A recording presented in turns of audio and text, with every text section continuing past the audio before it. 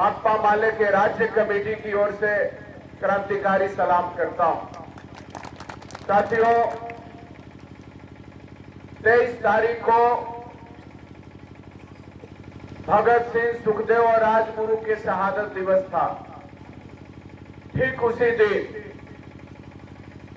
उसी दिन ये भाजपाइयों ने जो अंग्रेजों के साथ दलाली किया था, ठीक उसी दिन राहुल गांधी को सजा सुनाया 2 साल का।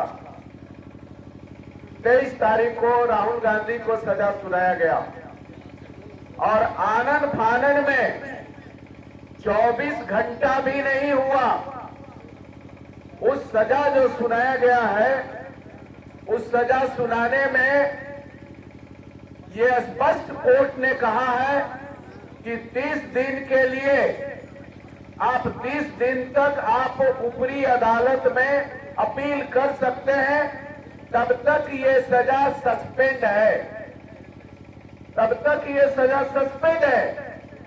लेकिन ये मोदी सरकार पार्लियामेंट में इन्होंने सदस्यता खारिज कर दिया आनन फानन में।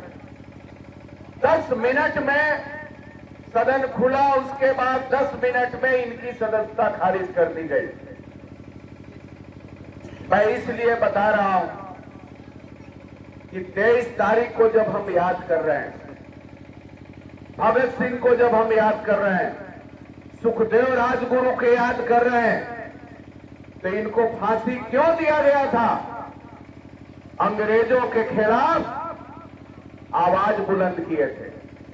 वो जो बम फेंके थे, उन्होंने स्पष्ट कहा, जो मास्टर साहब बता रहे रामवृक्ष बाबू, उन्होंने जो बम फेंका था, उस बम से किसी को हताहत नहीं हुआ था। पहरे के सुनाने के लिए धमाका किया था। हालांकि अराजकतावादी बुकानिन से वे प्रभावित थे, फिर बाद में उनको लगा कि ये बुकानिन का लाइन जो है, अराजकतावादी लाइन बेहतर नहीं है, तब उन्होंने लेनिन को पढ़ना शुरू किया।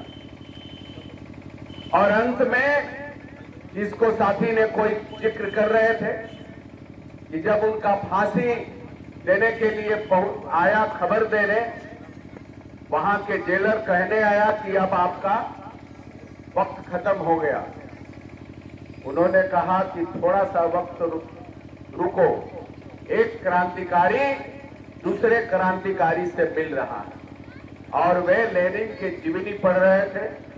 और साथियों, मैं आप लोगों से कहना चाहता हूं कि आज की दौर और वो प्रासंगिक हो गया है कि जहां तक भगत सिंह ने लेनिन की जीवनी पढ़ा और उस पन्ना को मोड़ के रख दिया, उसके बाद आपको आगे बात बढ़ानी, ये जिम्मेवारी आपके ऊपर है।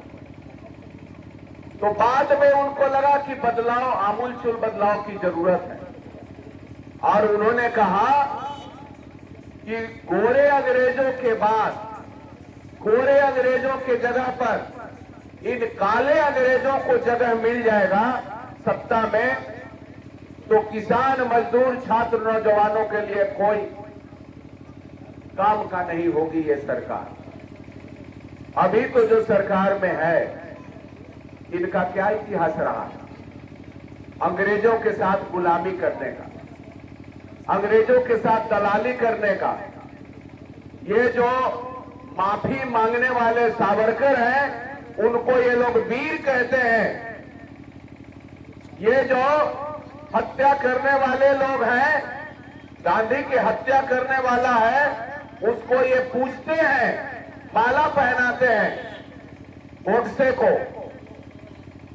और ये लोग गद्दी पर आ गए, गद्दी पर बैठ गए।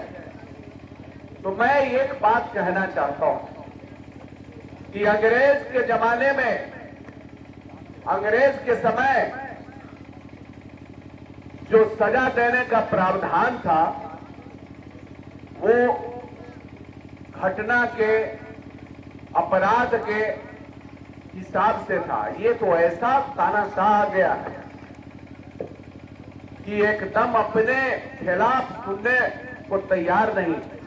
सरकार के खिलाफ कोई बोलेगा वो देशद्रोही होगा। आपको मालूम होगा कि दिल्ली में मोदी हटाओ देश बचाओ हम लोग पहले नारा लगाते थे, कांग्रेस हटाओ देश बचाओ, लालू हटाओ राज्य बचाओ, लालू को हटाना है। हम लोगों ने नारा लगाया, कांग्रेस के खिलाफ नारा लगाया। कांग्रेस पार्टी हम लोगों पर केस नहीं किया। कांग्रेस और भाजपा में अंतर मैं आप लोगों को बताना चाहता हूं।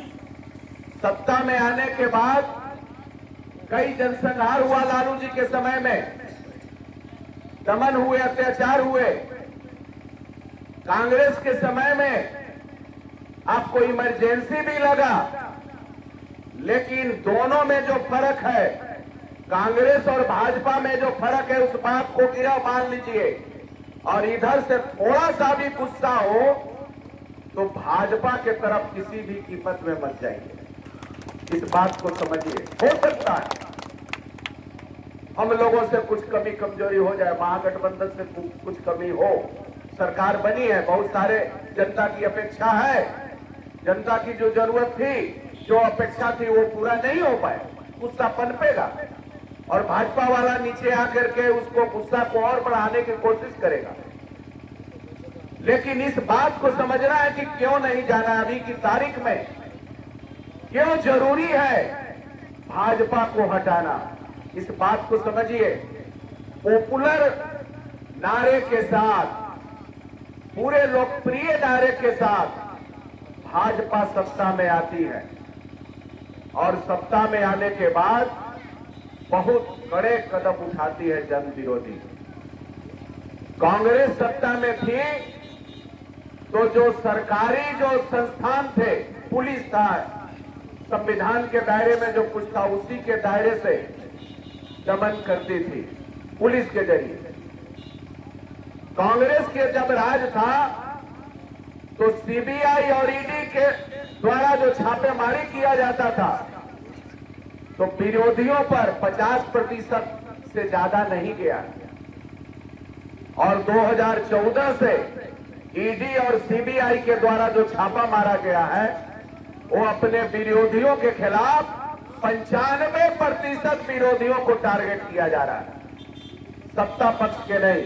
इनके शासनकाल में आपके स्पेक्ट्रम घोटाला हुआ था, उनके मंत्री थे, मंत्री को जेल में जाना पड़ा, इन्हीं के मंत्री थे, जेल में जाना पड़ा। और आज ऐसी बात नहीं, आज उनके खिलाफ बोल दीजिएगा तो आप जेल में जाइएगा। राहुल गांधी को क्यों टारगेट कर रहा है? सबसे बड़ा विपक्ष का चेहरा सामने आ गया।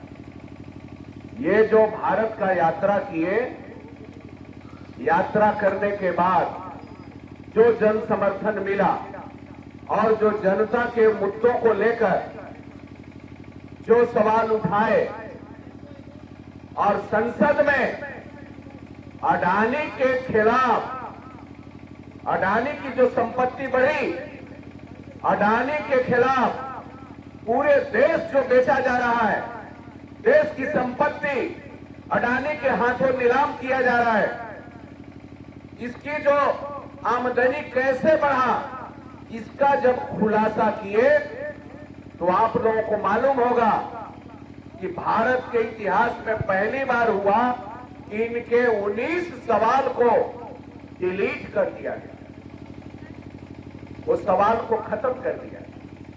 ये पहला बार है कि जब विपक्ष बोल रहा है कि राहुल जी को बोलने दो, पूरा नैरेटिव सेट किया गया कि विपक्ष ये विदेश में जाकर के भारत का नाक कटवाए, भारत के खिलाफ बोले। अरे विपक्ष है तो विपक्ष अपनी बात रखेगा, सरकार की कमजोरी को रखेगा। जो पहले ये बोलते थे, ये भी विपक्ष में जाते थे, ये मोदी जी तो ये भी बोलते थे। सरकार के पक्ष में रखने के लिए तो इनके मंत्री हैं, मंत्री विदेश में जा जा करके पूरे सरकार के उपलब्धियों को बताइए रहे, लेकिन विपक्ष का काम है जनता की आवाज उठाना। विपक्ष क्या है? जनता की आवाज है। मीडिया क्या है? जनता की आवाज है। जनता की आवाज डायरेक्ट सरकार तक नहीं पहुंचती है, मीडिया के जरिए पहुंचता है। और आज मीडिया को तो कंट्रोल कर लिया। मीडिया को कंट्रोल करने का उनके पास तरीका था, खरीदवा लिया। एगो एनडीटीवी भी था, उसको भी खरीद लिया। सारा मीडिया को खरीद लिया और उसमें तय किया कि आपको क्या क्या बोलना है, क्या क्या चीज पर बहस करना है, किसके खिलाफ बोलना है, किसके पक्ष में बोलना है, किसके विपक्ष में बोलना है। वो पहले ही स्क्रिप्ट तय हो जाता है, लिखा जाता है, और उसी हिसाब से एंकर और उसके रिपोर्टर रिपोर्ट तैयार करते हैं और बैठ करके अपना वो बहस कराते हैं। एगो मुल्ला को बुला देगा, एगो पुजारी को बुला देगा, एगो आरएसएस समर्थक के। कभी भी 2014 के पहले आरएसएस वालों को टीवी पर खुलेआम बोलने की हिम्मत नहीं होती थी, ये बात को समझ ली।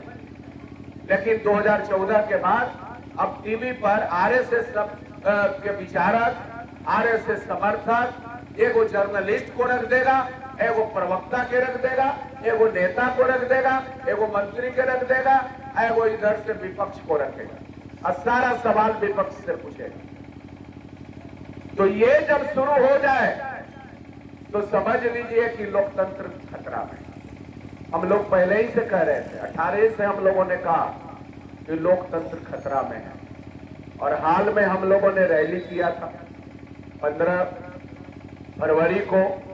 15 फरवरी से 20 फरवरी तक हमारा महाधिवेशन हुआ था और उस महाधिवेशन में सारे नेताओं को हम लोगों ने बुलाया था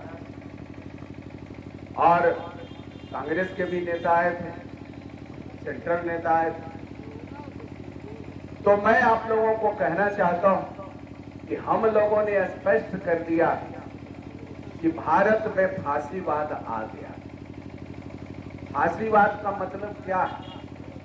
फांसीवाद का मतलब है कि अब जनता की बात कोई सुनेगा नहीं, जनता की आवाज को कोई सुनेगा नहीं, और जो सरकार में है वो प्रधानमंत्री है, वो देश से भी बड़ा है, वो उन पर अब कोई उंगली नहीं उठा सकता, उनके खिलाफ कोई नहीं बोल सकता। ये लोकतंत्र में ये था जिसको हम सरकार चुनते थे, एक एक वोट दे करके जिता करके सत्ता पर बैठाते थे, उसको हम आलोचना करके गद्दी से उतारते भी थे। लेकिन अब है कि आप गद्दी से नहीं उतार सकते, उसके खिलाफ नहीं बोल सकते। महंगाई इतना है, लेकिन महंगाई मुद्दा नहीं बन रहा। 2014 के पहले 400 रुपये था गैस सिलेंडर, 70 रुपये से कम ही था आपका, 56 रुपये था आपका ये डीजल। पेट्रोल आपका 70 से कम ही था, आज शतक पार कर गया, 100 से भी पार कर गया। लेकिन टीवी पर बहस नहीं हो रहा। पहले क्या था? कड़ुआ तेल 200 से ज्यादा हो गया, 70 से पार नहीं हुआ था कड़ुआ तेल, लेकिन 200 से पार कर गया। ये किसको आमदनी बढ़वा रहे हैं? इसी चीज को जब सवाल किया गया तो राहुल गांधी को टारगेट किया। और यह साधारण घटना नहीं है। राहुल गांधी की सदस्यता चला जाना यह साधारण घटना नहीं है। ये केवल राहुल गांधी पर हमला नहीं है, ये पूरे जनता पर हमला है। इस बात को समझिए, लोकतंत्र पर हमला है। और इसीलिए हमको साथी बताए कि आज कार्यक्रम है पटना में ही, हम लोगों का कार्यक्रम था। कल आपात मीटिंग हुई, सदन खत्म होने के बाद मीटिंग हुई कि हम लोगों को कुछ करना चाहिए। तो इन्होंने कहा कि आपके तो चर्चा हो गया है, बात हो गई है, आपको आना है। हम इसलिए आए हैं कि आपको जिम्मेवारी देने के लिए आए हैं कि गांव गांव जाइए और बताइए कि ये जो सत्ता में बैठा हुआ है, ये तानाशाही बैठा हुआ है, जनता के अधिकारों को कत्ल करने वाला बैठा हुआ है, लोकतंत्र को समाप्त करने वाला बैठा हुआ है। बाबा साहेब को जब हम याद कर रहे हैं तो बाबा साहेब के संविधान को खत्म करके मनुस्मृति को स्थापित करने वाला बैठा हुआ है। इसके खिलाफ आपको 2024 में मुहिम चलाना होगा। खास करके हम कुशवाहा भाइयों से कहना चाहते हैं, बहुत सारे बहुरूपिया लोग आ रहे हैं और अभी मेन जगह पर हमला करने के बजाय आज की तारीख में मैं आपको बताना चाहता हूं कि यदि मोदी सरकार के खिलाफ यदि कोई नहीं बोल रहा है तो समझ लीजिए कि वो देश के लोकतंत्र के साथ खिलवाड़ कर रहा है। मैं एक लाइन में कह रहा हूं, आज की तारीख में कोई नहीं रहेगा, कोई बोलने वाला भी नहीं रहेगा। अकेला भी आप हैं बोलने के लिए, तो आपको इस समय लोकतंत्र बचाने के लिए अकेला आवाज बुलंद करने की जरूरत है। और इतना होने के बावजूद हम दाद देते हैं, ये लोकतंत्र पर सर्जिकल स्ट्राइक हुआ है। ये राहुल गांधी के ऊपर जो हमला है वो सर्जिकल स्ट्राइक है। कहां सर्जिकल स्ट्राइक? खूब सर्जिकल स्ट्राइक कर रहा है, लेकिन इन्होंने सर्जिकल स्ट्राइक कहां कर रहे हैं? चीन के खिलाफ नहीं, पाकिस्तान के खिलाफ नहीं, अपने घर में ही जनता के अधिकारों के खिलाफ, जनता के अधिकारों के ऊपर, संविधान के ऊपर, लोकतंत्र के ऊपर ये सर्जिकल स्ट्राइक है। इसलिए ये साधारण बात नहीं है। एक पोस्टर लगा दिया गया, मोदी हटाओ देश बचाओ, दिल्ली में पोस्टर लगा हुआ था। वही मैंने कहा कि कांग्रेस हटाओ देश बचाओ हम लोगों ने कई बार नारा दिया। हम लोगों पर आज तक केस नहीं हुआ, जेल में नहीं डाला गया। 100 लोगों पर केस कर दिया गया और 8 लोगों को जेल में डाल दिया गया। ये केवल नारा लिख देने के आरोप। तो अब क्या है? 24 में यदि वो सत्ता में आ गया, गिरा मान लीजिए, अब फिर हम लोग मिलेंगे। 24 में यदि आ गया तो फोन पर आप राजनीति की क भी नहीं बतिया सकते हैं, आपको जेल में डाल दिया गया। शुरुआत हो गई। कौन सा बात थी? ये जेल में, ये सजा लायक बात है? हम आप भी करते हैं तो हो जाते हैं बदनाम, हम आप भी करते हैं तो हो जाते हैं बदनाम, और वो कत्ल भी करते हैं तो चर्चा नहीं होती। ये अकबर इलाहाबादी का ये शेर है। उन्होंने कहा, लिखा है कि हम थोड़ा सा भी कुछ बोले, क्या बोले? मैं नीरव मोदी, ये मोदी, एक और कौन मोदी था? ललित मोदी, नीरव मोदी, ललित मोदी, ये नरेंद्र मोदी, मेहुल चौकसी, मोदी, ये मोदी लोग चोर हैं, चोरी की है, ये लूटने में लगे हुए हैं। नीरव मोदी और ललित मोदी तो भाग गया लूट करके, और वो जगह देने वाले हैं ये नरेंद्र मोदी। आखिर इन चोरों के नाम मोदी क्यों है? यही तो बोले, इससे कौन अति पिछड़ा का हमला हो गया? अति पिछड़ा का संविधान तुम खत्म करने जा रहे हो। मनुस्मृति लागू हो जाएगा तो दलित और अति पिछड़ा का जगह कहां रहेगा? समाज में जब हिंदुत्व राज आ जाएगा तो मंदिर में, समाज में ऊंच नीच का जो भाव रहा है, और अति पिछड़ा दलित लोग जो इलाके के रहे हैं, इसी इलाके में एक बार मैं आया था, खूब चटवाया था एक मांझी का, हम जांच करने हैं बालूगंज, हाँ वहां गए थे जांच कर। ये सामंती रोब है, उसी को स्थापित करने वाला ये भाजपा का संस्कृति होगा, ये संविधान होगा। तो ये अति पिछड़ा की बात कर रहे हैं, और अति पिछड़ा का भावना उकसा करके वोट ले लेंगे और अब पिछड़ा के खिलाफ नीति लागू करेंगे, दलित के खिलाफ नीति लागू करेंगे। तो इस बात को समझिए, जब आप भगत सिंह को याद कर रहे हैं तो भगत सिंह के जमाने में लड़े हैं और आजादी की लड़ाई में कांग्रेस का योगदान रहा है।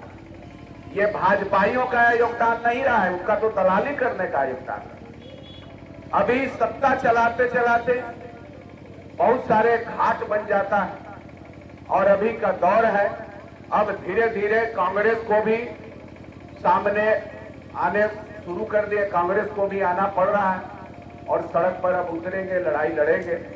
और मैं कहना चाहता हूं कि भाकपा माले और हमारे जितने भी लोग हैं, जो भी लोग हैं भाकपा माले के रहें या न रहें, जितने भी न्याय पसंद लोग हैं, जो संविधान को मानते हैं, जो आजादी को मानते हैं, जो बाबा साहेब को मानते हैं, उनके सामने एकमात्र एजेंडा है, एकमात्र कार्यभार है कि किसी तरह से भाजपा को दरकिनार करिए, नहीं तो देश नहीं बचेगा, देश नहीं बचने वाला।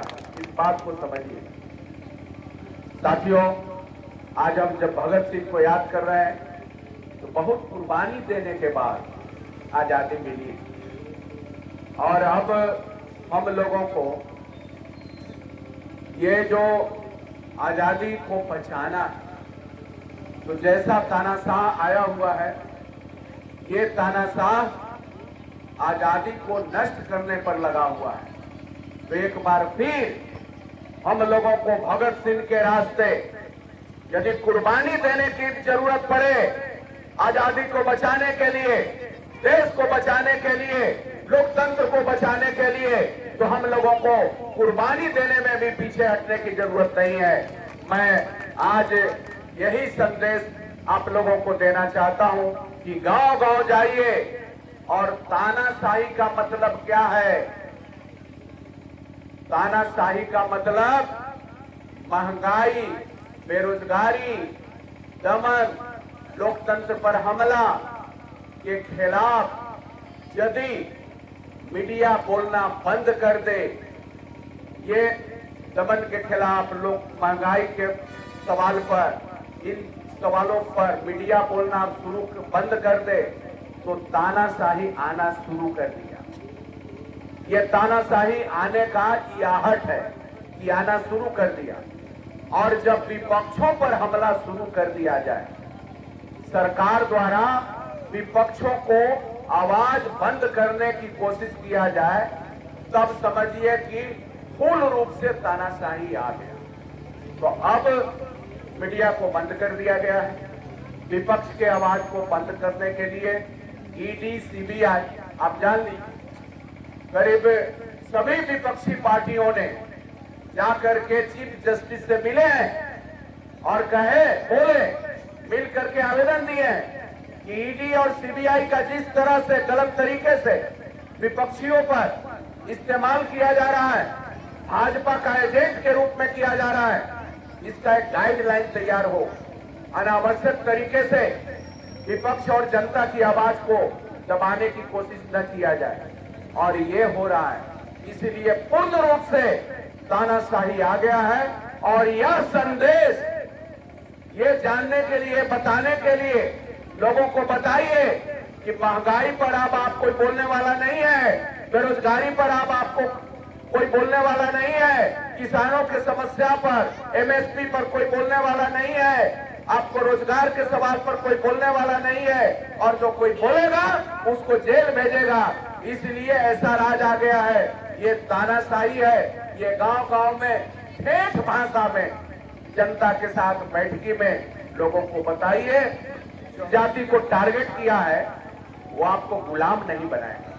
इस बात को गिरा बांध लीजिए, वो आपको गुलाम नहीं बनाएगा, लेकिन जिधर आप जा रहे हैं वहां आपको गुलाम बना देगा, और बहुत जल्दी गुलाम बना देगा।